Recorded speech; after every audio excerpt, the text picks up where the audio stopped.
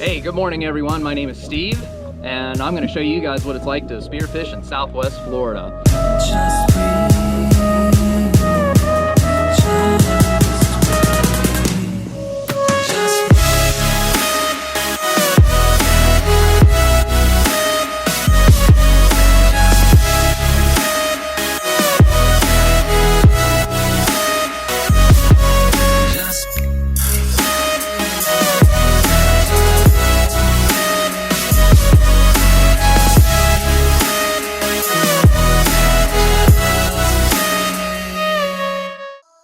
So it was a last minute decision for me last night. I was checking the weather and noticed that the conditions were going to look pretty good for me to run out on my skiff today. So I decided to load everything up last night, get everything ready, and I came out here first thing in the morning. So my plan this morning really was to head out to a spot that I found something. It wasn't a hard ledge, but I found kind of like a roll up or a roll off. So basically it's where there's hard bottom.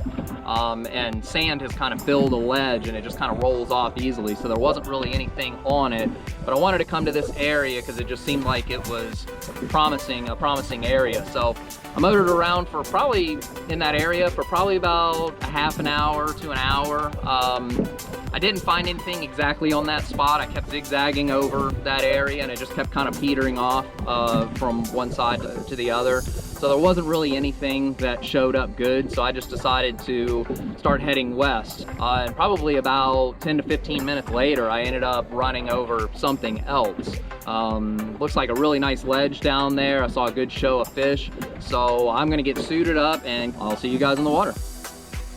So this is my first drop on this spot. I'm not sure what's down there yet. I have a pretty good idea that it's snapper. There's probably some gag grouper and different things down there. So my first 5 or 6 drops that I take, I don't plan on shooting anything. I really just want to get down there and assess what's going on. And as you can see, there's a big school of snapper down there. So off in the distance there is a ledge. You can see the hard ledge there, but right below me where the snapper are hanging out, there's kind of a softer ledge, so they're hanging out away from the main part of the ledge.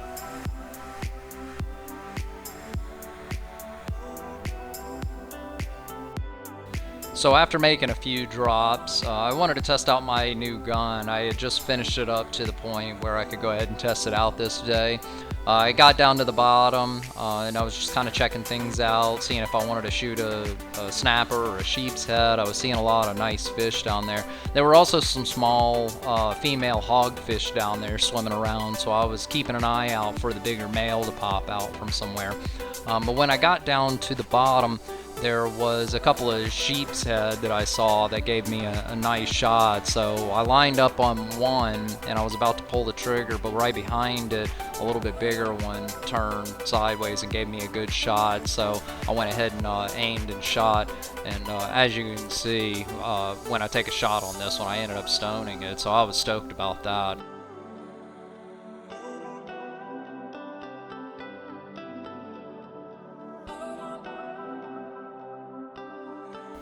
So when I get these fish back on the boat, I usually have a bucket of water sitting on the deck, so I'll kind of just toss the fish in there real quick, and then I'll climb on the boat and go ahead and bleed and gut them in the bucket. This time of year, between October and probably around April or May, there's a lot of sandbar sharks in these areas at this depth, so I try to do my best to avoid attracting their attention. So generally what I do is I just go ahead and bleed and gut them in the bucket, and then when I'm done on that spot, I'll go ahead and dump it out and then move somewhere else and do the same thing. I'll set up another fresh bucket of water on that next spot and do the same thing.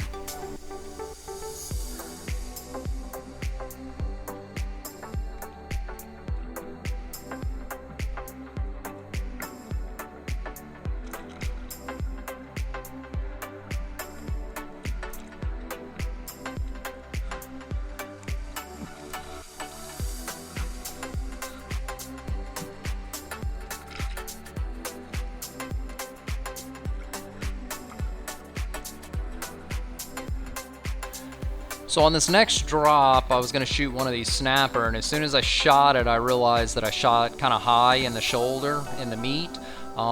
So as soon as the spear shaft went all the way through him and he was on the line, when they start fighting like really hard like that, they can tear out easy. So what I did was I just rolled the gun over and released the drag and swam up and just kind of let him just kind of release the line. I didn't want to lose him. I wasn't seeing any sharks on this spot, so I wasn't too concerned about it.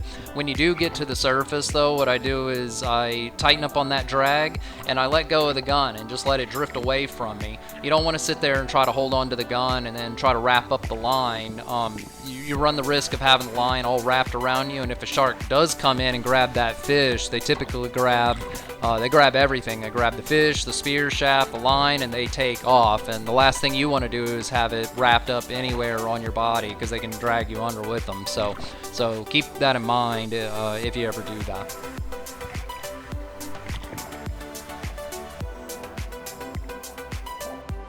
So after shooting a couple of fish, I wanted to search for that male hogfish. A lot of times when you shoot one or two fish, it'll pique the curiosity of those male hogs. And sure enough, this next drop, I went down there and that male hog had popped out from the ledge. So he turned sideways on me, and I got a good holding shot on him. So I just went ahead and pulled him in close and got my hands on him as I was swimming up. So as you can see, when I hit the surface, I was pretty stoked about that. Typically, I shoot those male hogs at those depths. They're usually about 15 to 16 inches, which is keeper, but this one turned out to be 18 inches, so I was pretty happy about that.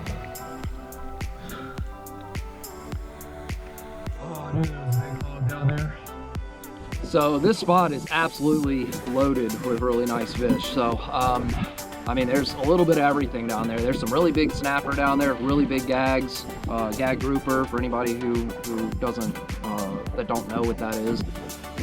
Those gag grouper are out of season right now, so of course I can't shoot any of those today, but this is another spot that I'll mark on my GPS as having gag grouper, so when season opens, I'll be able to come back out here and try to grab one or two of them. So there's quite a few of them down there. I don't know how much my GoPro on my mask can pick them up.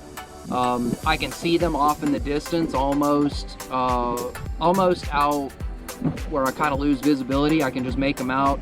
But right as I'm dropping to the bottom, I'll kind of see them, and then they'll kind of swim off. So now that I've taken some fish off that spot, now they're going to get really skittish.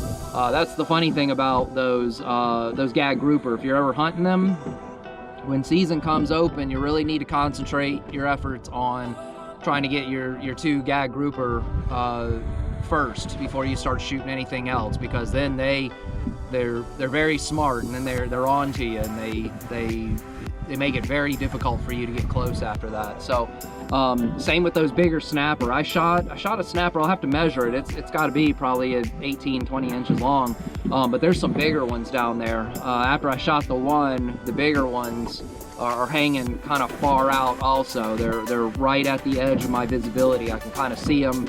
I can see them kind of coming into view just for a second, and then they'll kind of peel off. So they're not really coming in close and giving me a good shot that I feel comfortable shooting at them. So what I'd rather do is make a few drops, just nice and calm and easy, and you just kind of get down there and let them get used to you, and don't let them feel threatened by you.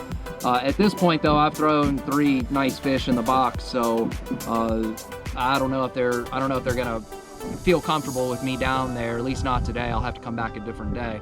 But what I did was I was on one spot or one area, and I was shooting those fish, but I noticed that the snapper, the big school of snapper and the gag grouper have moved behind me. So that last drop that I made, I think I could make out another piece of the ledge back there, or another ledge. I'm not sure what it is, but I could kind of see a dark line back there. So there might be another ledge, another drop off. So I'll let out the rest of my anchor rope. That's about all I had. So I put out probably another, 40 or 50 feet. Actually, no, it's probably about 30 feet. So,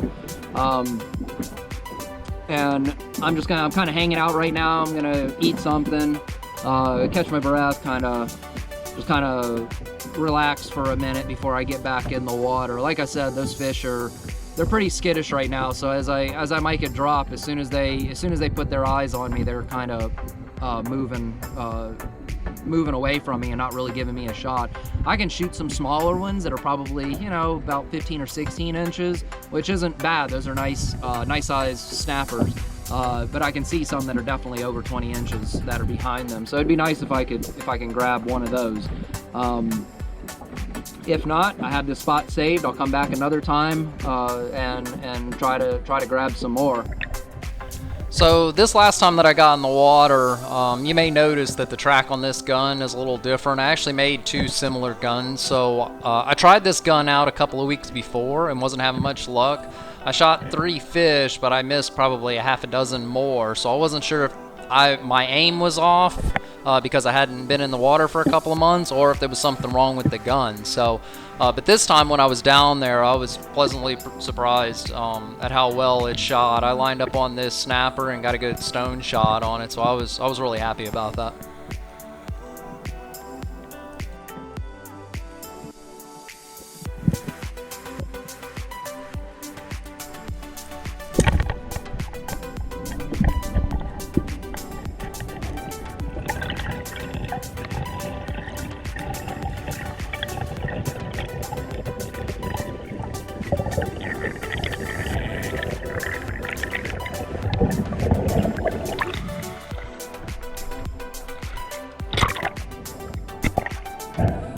Well, everyone, this day couldn't have gone any better. It was absolutely amazing out here. As you guys can see, I mean, it's absolutely gorgeous out here right now. So, like I said, I mean, I almost didn't come out. I wasn't even planning on it. I just started looking at the weather last night, and I thought, you know, I think I'd be able to run out there. Didn't know if the visibility would be any good. Turns out I had probably 20 to 30 foot of viz. You know, we just had a cold front that went through last weekend, so a lot of times it can take a few days to settle everything down where the visibility will come back. Unfortunately, it came back pretty quick. There were some days when the winds picked up during the week, so I just didn't think it was going to have time to settle down, but I figured I'd take a chance, come out here, and I mean, it really paid off. It paid off big. So I'm actually testing out a couple of new guns that I'm making. I'm in the process of finishing these up. Of course, I need to knock these little tabs off of this one. I just got done, I just got this one to this point this week. So this is a new one that I was just finishing up on. So this is the one that I started out with. I shot the first 3 fish with it. I mean, things shot great. So I couldn't be any happier with it. And then I have my gray gun, this one here, that I actually made this one a few weeks ago. I already tested this one out. So I really wanted to test out the blue one more today. But after I you know, saw how well that one worked, I decided to go ahead and grab this one and jump in. And I think I only made 2 drops. At first I was having a little bit of a sinus problem. I had a little bit of a blockage and was having a little bit of trouble getting down. So I came up, cleared it all out, got back in, and I think it was the second drop I made. I shot another 18-inch snapper. So well, 17 and a half, but they're both the snapper that I have are pretty much the same size. Like I said, I saw some bigger ones that were kind of hanging out, but when that one presented itself to me, I just went ahead and took a shot. I really just wanted one more, and then I'd call it a day and run back in. So both of these guns are shooting amazingly well. I'm not sure if I'm going to start producing these. I've had a few people ask me if I can make one for them. It's something that I've thought about, but I'll keep you guys posted if I decide to do that. It'll probably be something along the lines of I just make a few of them and then sell them. I don't think that, at least right now, that I'm going to take orders on them. So I'll let you guys know if I decide to start putting these out here. If anybody's interested, let me know, and I'll look into more mass producing them if people are interested in them. But they both worked amazingly well. I couldn't be any happier with them. I have a trip coming up in May. Yeah, I think it's May, beginning of May. Actually going out with Aaron Young with Dibs on Bottom. So we booked a charter. Me and my buddy booked a charter with him. So we're gonna run down there. So I really wanted to get out here and test these guns out and make sure that they were gonna be shooting straight, shooting good, and be ready for me to go. The only other thing that I feel like I need to work on, these bands, as long as they are, they're fairly long. They feel pretty good on the blue gun. The blue gun's slightly longer than this one. It's about 2 or 3 inches longer than this one. It felt pretty good on there. I might still want to take maybe an inch or two off of these bands to put on the blue gun. And then I probably need to take about, I'd say about 3 to 4 inches off the bands to put on this gun. And I think it'll be probably, well, I don't know if it'd be better. I mean, they both shot really well, but I just felt like there was more potential to kind of reach out and shoot further with them, which when you're in the Keys, it's pretty crucial sometimes. I mean, you always want to close that gap, but it's pretty crucial sometimes that, you know, you just end up making those shots that are, you know, 10 feet away, especially like with your mutton snapper, things like that. They're very skittish, so sometimes you have to kind of make a longer shot on those. So I'd like to maybe tighten up these bands a little bit just to make sure that I have that, drive and that punch. You know, if I have to shoot a fish from 10 feet away, that it'll definitely punch through the flopper and get a good hold on them. So one more thing, I wanted to show you guys what I ended up getting today. Got a couple of really nice snapper. These are both about 17 and a half, 18 inches. Really nice snapper. Like I said, there's bigger ones down there. There's 20-inch plus snapper down there. We got a really nice sheep's head. That one's probably that's an 18-inch sheep's head, so that's pretty nice. I like to get these when they're bigger like that, just because they've got a big head on them. They don't have a whole lot of meat, so I like to get them when they're more like 18 to 20 inches. So this one's a really good size right here. And then of course this stud of a hogfish, I actually need to measure this one. That's a nice hog for 60 foot. So it's not too often that I get them quite that big. A lot of times I shoot them around the 16-inch range. So this is a really nice hogfish here. So I'm happy about that. When I dove down there and I saw that female pop out from underneath that ledge, I knew the male was in there somewhere. And I actually saw another big sheep's head that was probably about the same size, maybe a little bit bigger than that one. But I decided just to come up, catch my breath, take a minute, because I saw that female hog, and I decided to make another drop. And sure enough, I made one more drop, and when I did, he decided to poke out and see what I was up to. And I turned around, saw him, and I spun my gun around and shot him. So I ended up getting a good holding shot on him. So I'm super stoked today, man. I mean, today couldn't have gone any better. So I'm really happy. This is a really good day. So I will see you guys back at the fillet table.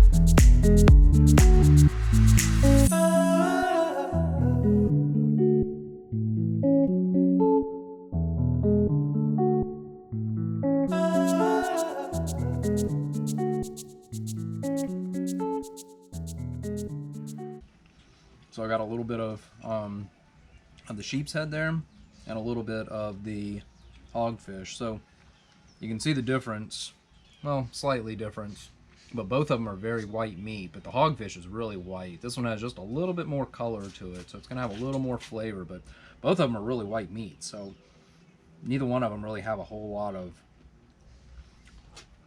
neither one of them have a really strong fishy flavor to them. They're both very good. Hogfish are very lean. It's a very lean meat. It doesn't have a lot of fat and oil in it. So I found that eating it like this, eating it raw, there's a lot more flavor in it. Once you cook it, it's a lot more bland. Once you cook the oil and fats out of it, it's not nearly as good. So I really like eating it like this. It's really good.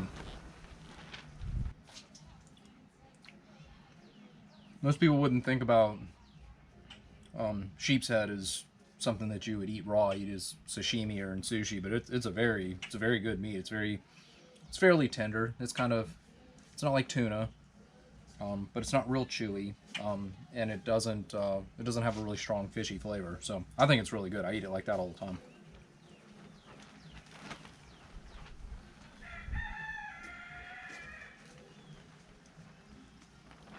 Hands down, the hogfish is best that way. Absolutely love hogfish this way.